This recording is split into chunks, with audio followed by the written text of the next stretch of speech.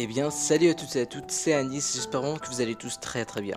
On se retrouve aujourd'hui pour de nouvelles creepypasta, comme vous l'aurez pu le voir au titre, 3 creepypasta pour Noël. Alors comme d'habitude, mettez votre casque ou vos écouteurs pour vraiment être dans l'ambiance, likez, commentez et abonnez-vous pour ne rien rater, c'est vraiment très important.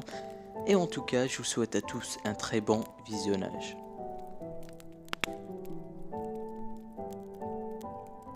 Je ne pourrai plus jamais bien dormir dans les hôtels. D'ailleurs, je ne pourrai jamais bien dormir en général. Juste la pensée que l'occupant précédent de ce lit est un complet étranger était repoussant dans mon esprit. Ce que je veux savoir, c'est comment ce manque de sommeil dans les hôtels a changé ma vie. Noël, nous passions Noël dans un hôtel merdique en famille à cause de la neige qui avait annulé notre vol. C'était la veille de Noël et j'essayais de dormir dans cette pièce saturée d'eau de Javel. Mon esprit vagabondait, se demandant ce qui se passait ici pour provoquer une quantité d'eau de Javel excessive. La chambre n'avait rien d'extraordinaire. 2 lits, un pour mon père et moi et un autre, pour ma sœur et ma mère. D'une façon ou d'une autre, je me suis échappé de la pièce et de l'odeur de l'eau de Javel dans un sommeil sans rêve. Je me suis réveillé assez tôt, mon père était à côté de moi ronflé.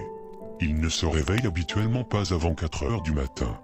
C'est quand j'allais me lever pour vérifier l'heure, que je l'ai remarqué, la silhouette d'un homme, assez grand fixant ma mère qui dormait toujours.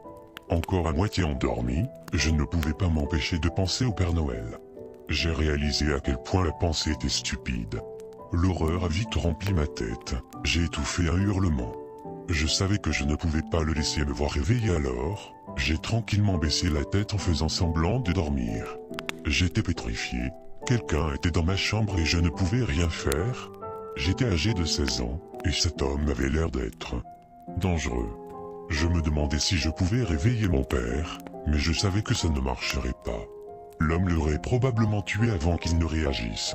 J'étais pratiquement en larmes, je ne me m'étais jamais senti aussi démuni. Pour la 2e fois, j'ai étouffé un cri. Il était debout à côté de moi, et je pouvais sentir et entendre son souffle repoussant sur mon visage. Il savait maintenant que j'étais réveillé, voyant que mon visage était tordu de peur. La respiration s'arrêta, et je ne pus empêcher le soupir de soulagement. J'ai entendu la porte de la pièce s'ouvrir et se fermer. Je me suis lancé hors du lit. Rien dans la pièce n'était en désordre, et ma famille était encore endormie. Cela n'aurait pas pu être un rêve, je n'aurais pas pu l'imaginer. Me sentant éveillé comme jamais, une horrible idée m'avait traversé l'esprit, j'ai ouvert la porte. Jetant un coup d'œil au couloir. Mon cœur a sauté, il était là, tournant le coin au bout de la salle. Mon Dieu. Pourquoi est-ce que je fais ça? Je l'ai suivi jusqu'au parking, il n'était nulle part en vue. Réalisant à quel point il faisait froid dehors en pyjama, je suis retourné dans le hall. Personne n'était là, étrange. Je pourrais jurer qu'il y a habituellement un concierge de nuit. L'adrénaline s'estompant, j'ai réalisé à quel point mes actions avaient été stupides et irréfléchies. Il aurait pu me tuer. Je me suis maudit en remontant les escaliers. Je savais que quelque chose n'allait pas quand je suis arrivé à l'étage. La porte de ma chambre était grande ouverte. Je ne l'avais pas laissée comme ça, n'est-ce pas?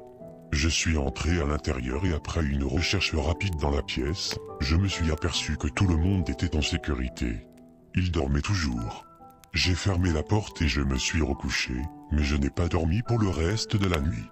J'ai entendu mon père se lever et finalement, ma mère a suivi mais j'ai encore fait semblant de dormir. Quelques heures se sont écoulées, avant de retourner à l'aéroport. En cherchant mon téléphone dans mon sac, j'ai fait la découverte de quelque chose qui n'était pas là la veille. Une note, qui contenait simplement les 5 mots auxquels je pense encore aujourd'hui. Je savais que vous étiez réveillé. Cela fait maintenant 2 mois que ces étranges événements se sont produits, j'ai encore toujours peur pour ma vie et ça empire chaque jour. Cette note que j'avais trouvée n'était pas la seule. En fait, je les reçois toujours.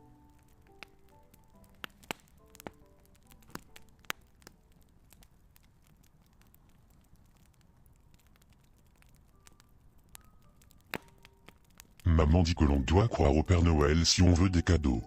Mais des fois c'est difficile. Comme quand je vois, dans le centre commercial, un Père Noël totalement différent de celui que j'avais vu l'année dernière.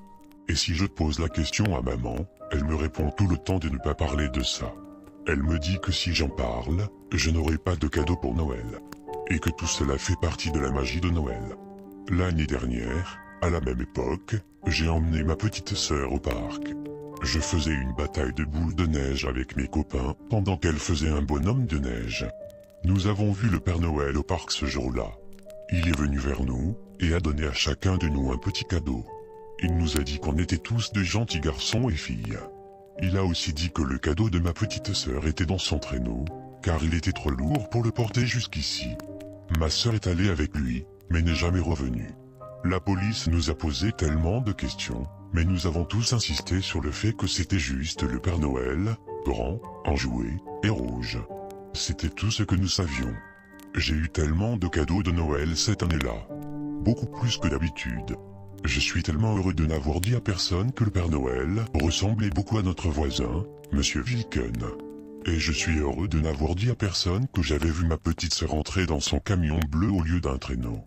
Maman me dit de ne jamais parler de ce que j'avais vu, que c'est juste la magie de Noël. Et elle dit qu'il faut croire au Père Noël si on veut des cadeaux.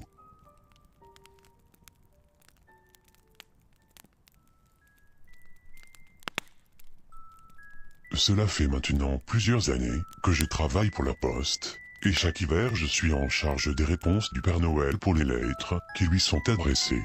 C'est un travail magique bien que parfois déstabilisant, comme par exemple des enfants qui demandent le retour d'un parent décédé.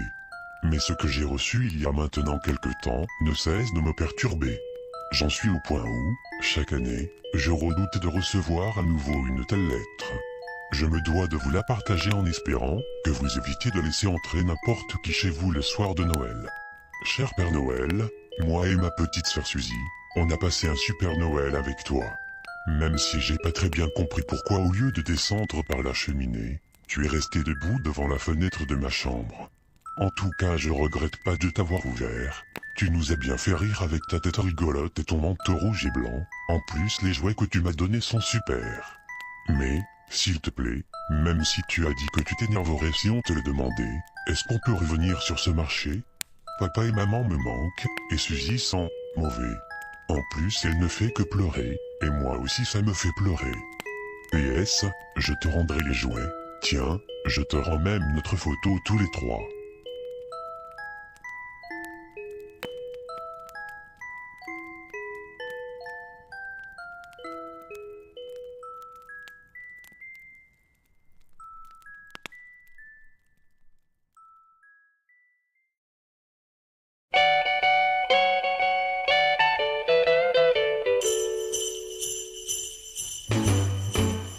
Jingle